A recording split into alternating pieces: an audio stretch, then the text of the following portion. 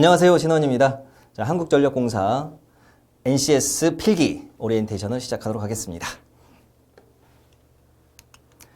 자, 저에 대한 소개는 간단하게 자료 해석의 신, 자료 해석의 허니로 대신하고요. 나머지 내용들은 쭉 읽어주시면 될 것 같습니다. 자, 그리고 뭐 이거 양력들도요, 그냥 참고만 하시면 될 것 같아요. 네. 자, NCS가 어떤 건지 다들 아실 거예요. 다들 아실 텐데, 이제 10개 영역이 있습니다. 의수, 문자자, 대전기, 조직. 이렇게 10개 영역이 있는데, 그 중에서 이제 빨간색으로 표시된 3개 영역은 필수.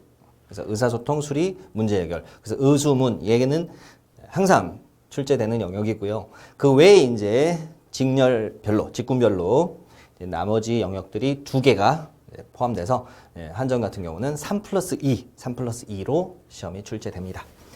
자, 그래서 여기 파란색 부분은 자원관리 정보 기술인데 얘들은 이제 직렬별로 이제 구성이 달라지니까 그거는 조금 이따가 확인해 보도록 하겠습니다. 자, 이 중에서 이제 자료 해석과 관련된 영역은 이제 수리, 문제 해결, 자원관리 이런 부분이 이제 표 그래프랑 같이 출제되는 문제들이 비중이 높습니다. 그래서 자료 해석을 좀 준비를 하시면 도움을 받을 수 있는 부분이다라는 거 말씀드리고요. 구체적인 이제 한전 개요를 보겠습니다. 모집 인원은 지금 확정은 아니고요. 상반기 기준으로 적어 놓은 거니까 확정돼서 공고가 올라오면 위포티에 PDF로 올라올 거예요. 그래서 꼭 확인하시기 바라겠습니다. 지금은 그냥 참고용으로만 보시면 되겠어요. 자, 그리고 전형 절차. 요거는 좀 관심이 가시니까 좀 보겠습니다. 일단 1차는 서류. 그래서 선발 배수 사무는 100배수, 배전 송변전 15배수, 기타 20배수 이렇게 처리하고요. 그 다음에 2차에서는 직무능력 검사하고 인성검사를 보는데 직무능력 검사를 기준으로 합니다. 인성검사는 그 적부만 따지는 거예요. 인성검사에서는 그걸 뭐 점수로 매겨가지고 하는 게 아니라 부적격자만 탈락시키는 그런 구조입니다. 자, 그런데 이제 요걸 보시면 사무가 2.5배수잖아요. 그럼 결국 이 직무능력 검사의 경쟁률이 얼마란 소리예요? 여기가 100배수였는데 2.5배수가 되는 거니까 40분의 1로 주는 거잖아요. 즉 40대 1의 경쟁률이라는 거예요. 그래서 엄청 치열합니다. 그래서 한전은 결국 NCS 필기가 핵심이다. 합격의 핵심이다라는 거죠. 그리고 배전 송변전은요, 15배수에서 2.5배수로 가는 거니까 6대 1의 경쟁률이 되겠습니다. 직무능력 검사 2차의 실질 경쟁률은요. 자, 그리고 이 직무능력 검사를 잘 봐야 되는 이유 중에 또 하나가 있는데요. 그건 3차에서도 이 직무능력 검사 점수가 여기 반영이 된다는 거예요. 그렇게 해서 면접이 100에 직무능력 검사가 50이 들어가니까 결국 2차뿐만 아니라 3차에서 통과할 때 이 면접에서는 차등을 많이 두기가 쉽지는 않아요. 그러니까 결국 이 3차에서도 이 NCS 필기, 즉 직무능력 검사가 영향을 많이 준다는 거. 그래서 결국 잘 봐야 된다는 이야기죠. 자, 그다음 4차의 경영진 면접, 뭐 최종 신체검사 신원조회, 뭐 그 코스로 되어 있습니다. 자, 다음 슬라이드 갑니다. 자, 이제 관심 가는 또 내용이 있네요. 이 문항수하고 시간, 그리고 과목들 어떻게 되어 있는지 보겠습니다. 일단 문항수가 50문항에 60분이에요. 그러니까 시간은 굉장히 촉박하죠. 그래서 굉장히 시간에 대한 압박이 크다는 거. 그 다음에 인성검사는 143문항 50분 준다는 거 체크하시고, 그 다음 이제 사무 등등등 직군별로 보시면 공통적으로 3개 영역이 들어가고요.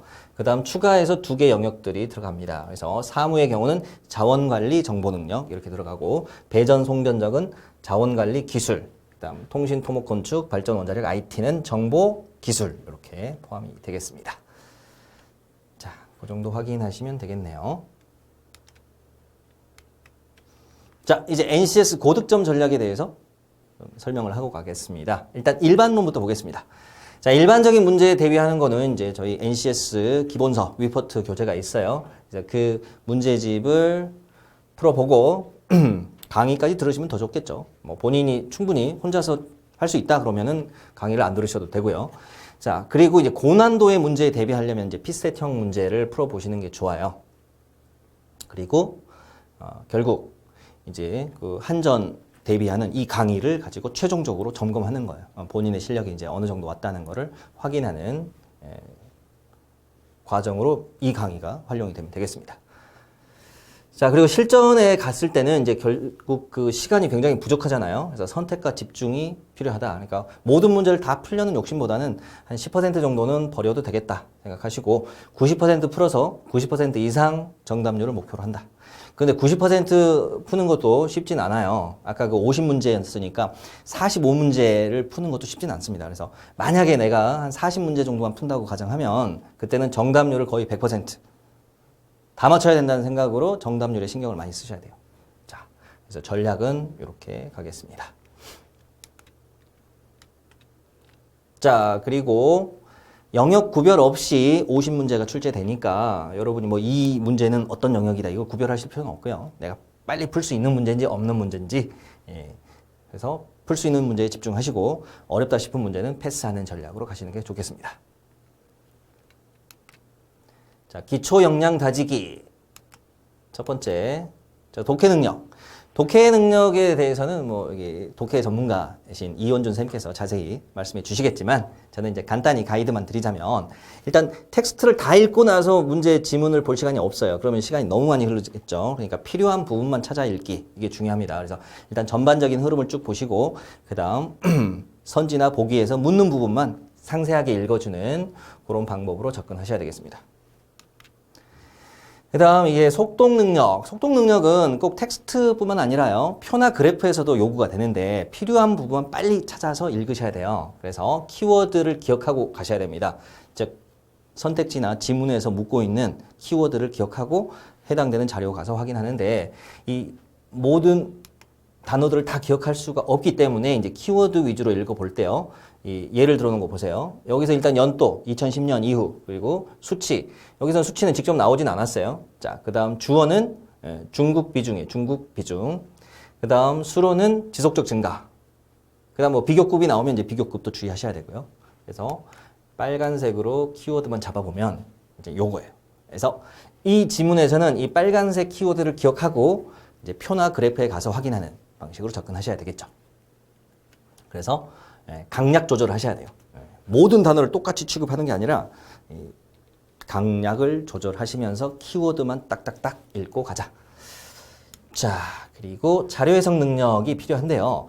이 자료 해석 능력이라는 건 그 좀 지엽적으로 보면은 이제 수리 파트에서 이제 표 그래프 해석하는 문제라고 보시면 되는데 이걸 좀 크게 보면 수리 능력 외에도 표 그래프가 나와 있는 문제 해결 능력, 그 다음 자원관리 능력, 또 뭐 의사소통 능력에서도 최근에는 같이 나오기도 합니다. 그렇게 해서 꼭 수리 능력에서만 요구되는 문제가 아니고요. 좀 넓게 해석하시면 이 NCS 전반에서 필요한 능력인데 즉 표, 그래프, 그 다음 텍스트까지 결합되어 있는 정보들을 어떻게 하면 빨리 읽고 처리하는가 라는 겁니다. 포인트는. 따라서 그때는 일단 자료 구조에 대한 이해를 먼저 하고 가셔야 돼요. 그러니까 이 텍스트 문제하고 조금 접근법을 달리 가셔야 돼요. 그러니까 예를 들어서 이 독해 문제라면 시간 없을 때는 세부 지문부터 보고 텍스트 가서 필요한 부분을 확인하는 방식으로 접근하실 텐데 이 표나 그래프가 나와 있는 경우에는 이 선지를 먼저 읽다 보면 출제자가 의도한 함정에 잘 걸려요. 그러니까 아예 관련 없는 거를 깔아놨는데 그 밑밥을 딱 물어가지고 마치 알 수 있는 것처럼 표에 가서 확인해 보면 또 마치 알 수 있어요. 왜냐하면 그 제목을 제대로 안 읽으면 그 표에 그 지엽적인 것만 읽다 보면 아예 그 범위를 벗어난 건데도 맞는 걸로 오해하는 경우들이 있습니다. 그래서 그런 함정에 걸리기 딱 좋아요. 자, 그래서 제목이나 단위는 아무리 급해도 꼭 체크를 하고 가세요. 그래서 제목을 읽으면 이 자료의 범위가 여기까지구나. 그러니까 관계없는 거 물어보면 제거해야 되겠구나. 그다음 단위를 보면 특히 상대적 자료가 나오는 경우, 즉 퍼센트 정보 이런 단위를 보통 퍼센트예요. 어떤 비율이에요. 그런데 어떤 양을 비교하고 있어. 근데 그 양의 기준수가 달라. 그 양이 다른 기준에서 나온 비율인 경우에 실제적인 그 비율만 가지고 양을 비교할 수가 없겠죠. 그 예를 들어보면 이런 이야기예요. 여자의 지지율 30%, 뭐 남자의 지지율이 20%예요. 그리고 나서 뭐 여자 지지자 수가 남자 지지자 수의 1.5배다. 이렇게 물어보면 지지자 수를 알려면은 이 조사에 참여한 남자 수, 여자 수를 알아야 되겠죠. 그래서 그 정보만 갖고는 지금 현재 정보만 가지고는 알 수가 없습니다. 그래서 그런 함정들 많이 파니까 퍼센트 정보에서는 기준수가 같은가 꼭 체크하셔야 돼요. 기준수가 같은가? 주어진 정보로는 몰라. 그러면 알 수가 없구나. 자, 그리고 표 그림의 이제 주요 항목들을 체크하시고, 그 다음 각주에서는 특히 수치 정보, 그 다음 공식 체크하시는 거 습관을 들이시고요. 그 다음 선택지 중에서는 쉬운 것부터, 단순 읽기형 지문부터 빠르게 처리해 나가는 거예요. 그리고 계산 많은 건 좀 건너뛰시고. 자, 선지의 판단 순서는요, 일단 내용을 읽었어요. 그러면 지금 아까 이 선지를 예를 들어볼게요. 2010년 이후 중국 거주 외국인 중 중국 국적자 비중은 지속적 증가한다. 그러면 여기서 이제 키워드는 2010년 이후 중국 비중 지속적 증가 기억하고 올라가요. 이제 표로 올라가서 이제 어느 위치에 있는지를 찾아야 되겠죠. 그죠? 즉 2010년 연도 그 이후니까 그거 체크하시고 그다음 중국이 어디 있지? 중국 빨리 찾아야 돼. 그래서 그것들이 이제 교차하는 숫자들을 쭉 읽어야 되겠죠. 그래서 읽어갑니다. 쭉 읽어갑니다. 읽어가면서 중간에 자 비중이 감소하는 게 보여.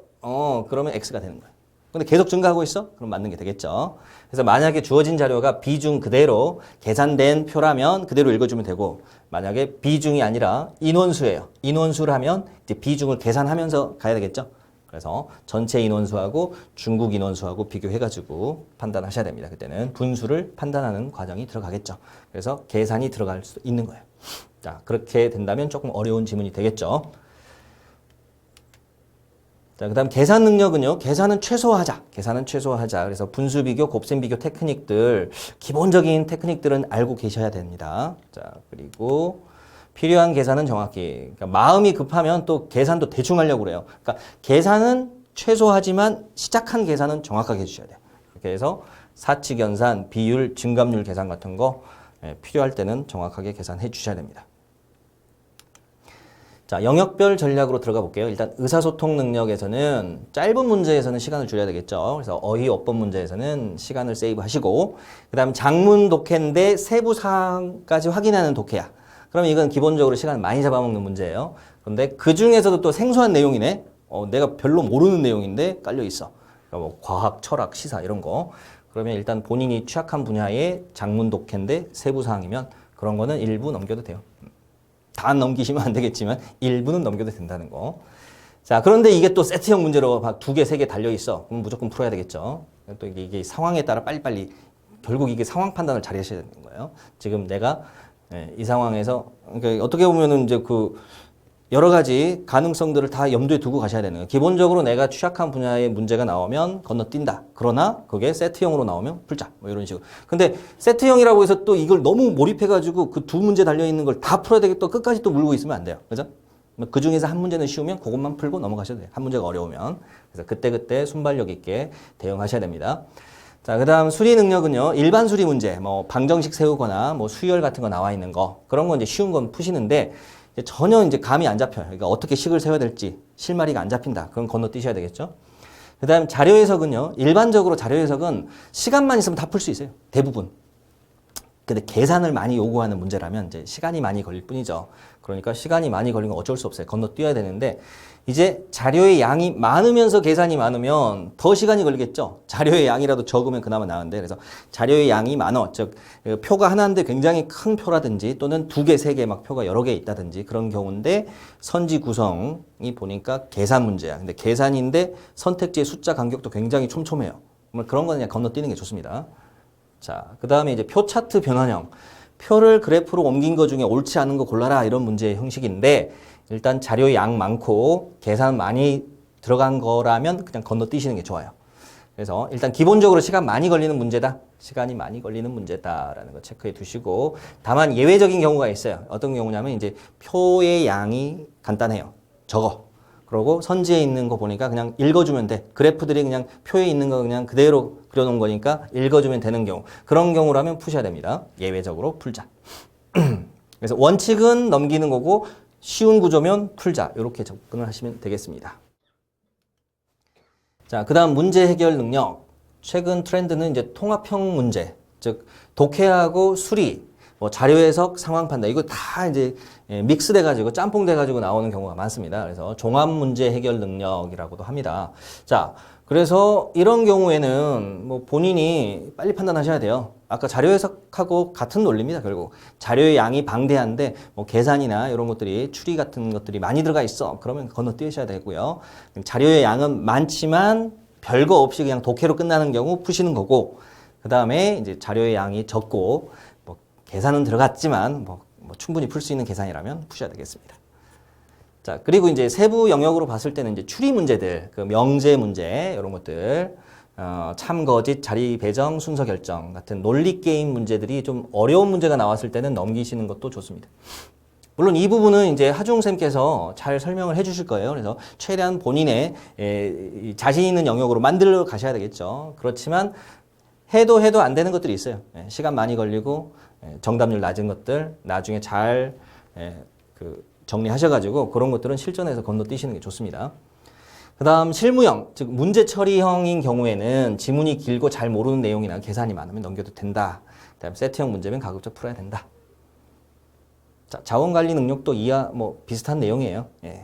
비슷한 내용이니까 쭉 읽어주시고요. 정보 능력 같은 경우는 상품 코드 같은 경우는 그냥 주는 문제니까 무조건 맞추시는 거고요. 그 다음 컴퓨터 활용 능력의 문제인 경우에는 내가 모르는 건데 맞출 수는 없잖아요. 그래서 내가 풀 수 있는 쉬운 엑셀 함수 같은 거 나온 거야. 그러면 맞출 수 있지만 모르는 내용이 나오면 어쩔 수 없습니다. 넘기셔야 되겠죠. 자, 그 외에 이제 기술 능력은 있는데요. 기술 능력도 비슷한 논리로 푸시면 돼요. 대부분 기술 능력이 어떤 전문적인 기술을 요하는 문제가 나오는 게 아니라 대부분 이제 사용 설명서나 매뉴얼 같은 거 읽고 대처하는 것들 나오니까 그렇게 대응을 펴시면 돼요.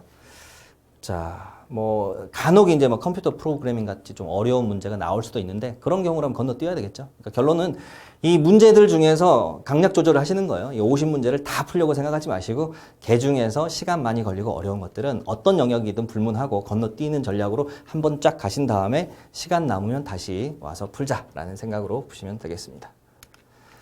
자, 한전의 특성에 대해서 조금 더 말씀드리면요. 직무능력 검사가 절대적이다. 그 다음 인성검사는 적부 판정, 아까 말씀드렸던 내용이고요. 그 다음 면접까지 반영된다라는 거, 아까도 말씀드렸고요. 그 다음 5가지 영역이 섞어서 출제가 되고요. 세트형 문제나 긴 지문, 복잡한 표 차트들이 많이 나온다는 거. 그 다음에 틀리면 감점이니까 찍기는 하지 마시고요. 근데 그것도 참 애매하네. 이제 이런 경우죠. 만약에 아예 손을 안 댄 문제라면 안 찍는 게 맞는데 한 2개 정도로 압축해 놨어요. 둘 중에 답이 있는데 이건 이제 어떻게 해야 되죠? 그러면 우리 기대값을 생각해 봐야 되겠죠. 맞췄을 때 확률 곱하기, 그러니까 2개면은 2분의 1이잖아요. 2분의 1의 확률에서 맞았을 때 그 얻는 득점하고, 그 다음에 틀렸을 때 그 손해보는 실점을 곱해가지고 더하면 이제 기대값이 될 거 아니에요. 근데 어차피 2분의 1, 2분의 1이니까 이제 2개로 압축됐으면, 그러면 아무리 생각해 봐도 감점이 있다 하더라도 그 문제를 맞췄을 때 득점보다 감점이 크진 않겠죠. 그렇지 않을까요? 그럴 거 아니에요. 모르겠어요. 그거는 저도 잘 모르겠어요. 자신은 없는데 크지는 않을 거예요. 같다면 같을지는 모르겠어요. 그러니까 그런 경우라면 이제 약간 리스크 테이킹 하는 좀 모험적인 사람이라면 그냥 둘 중에 하나 찍으시면 되고요. 조금 더 느낌 가는 걸로, 조금 그래도 나는 리스크 어버스한 사람, 나는 위험 회피적인 사람이다. 그러면 그냥 그 상태에서 놔두셔야 되겠죠. 근데 저라면 2개 남았으면 둘 중에 하나 찍을 것 같아요. 둘 중에 하나 중에 조금 더 느낌 가는 대로. 아니면 이제 딱 그 답안을 쓱 봤을 때 이제 정답 중에 이제 적게 나온 걸로, 이제 둘 중에 적게 나온 걸로 찍으시면 될 것 같습니다. 자, 그 다음 의사소통은 직무 관련 지문이 다수 출제되니까요. 그 한전 홈페이지에서 그 주요 업무 분야, 사업 현황 같은 거 좀 읽어 두시는 게 좋고요.